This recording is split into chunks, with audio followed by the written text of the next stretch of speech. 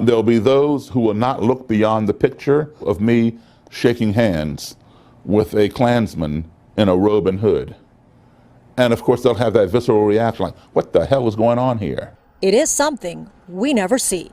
A black man attending KKK rallies where crosses are burning and racist views are being spewed. Some of their beliefs are that African Americans, black people, are born with smaller brains, that we are inherently lazy, we are inherently prone to crime, raping people, especially white women. Despite that offensive ideology, Daryl Davis has spent decades befriending members of the Ku Klux Klan. How do you talk to someone when someone's calling you the N-word?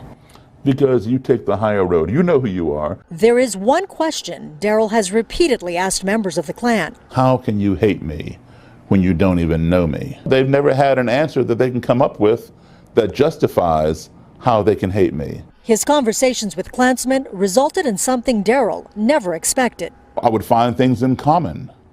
And as I began to build on those commonalities, the things that we had in contrast as trivial as skin color began to matter less and less.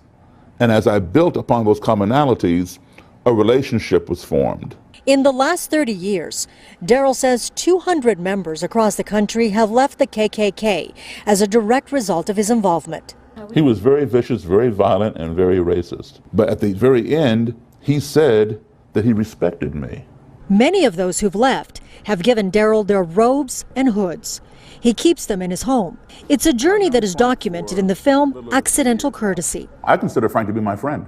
I consider Daryl to be my friend as well. What do you think about the current tension in America? The culture of racism existed long before Donald Trump, long before President Obama, long before Bush or Clinton or whoever. We, American citizens, are to blame for fostering that culture of racism. Talking about race in this country has been taboo for a very long time. People don't want to talk about it. Daryl believes the only way to end racism is to confront it head on. Progress is made when you give somebody a platform where they can express their views, even if you don't agree with them. When two enemies are talking, they're not fighting, they're talking. It's when the talking ceases that the ground becomes fertile for violence. Gina Silva, Fox 11 News.